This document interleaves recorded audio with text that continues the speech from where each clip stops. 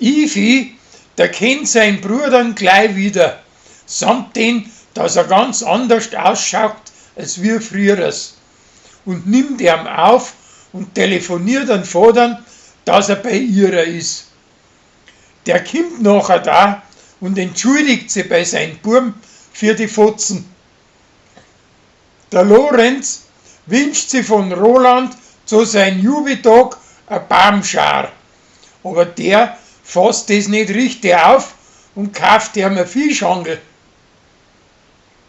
Der Uri, seine preußische Freundin, verschaubt sie in einen Leitbetrüger, der wo schön hinter ihren Territare her ist. Sie lässt sich auch von ihrer nix sagen und meint stattdem, die möchten ihrer grad ausspannen. Schließlich kommt sie aber da dahinter und ist wieder gut mit ihrer. Fanny lästert in einer E-Mail über die Uschi und schickt es nachher UFO-Sengs an sie.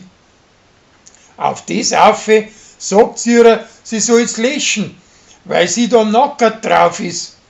Aber der Hubert ist neugierig und macht's hinterrum auf.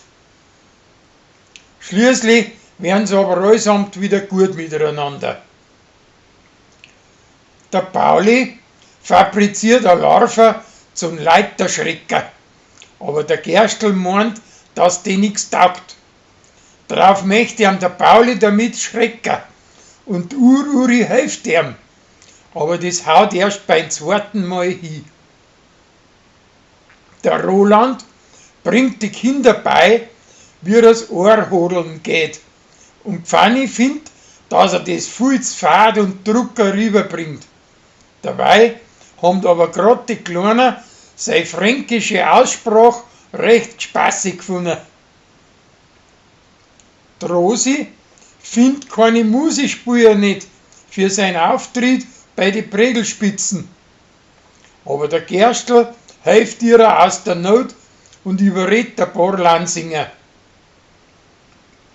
Der Flori darf einen ganzen Tag lang auf sein lediges Kind aufschauen und danach muss recht kreislig heizen und er fährt zu ihm ins Spital und über den kommt er nicht gescheit zu einer wichtigen Arbeit für die Schule und die wird schließlich nicht gescheit angeliefert und das heißt, dass er von der Schule ausgeschmissen wird.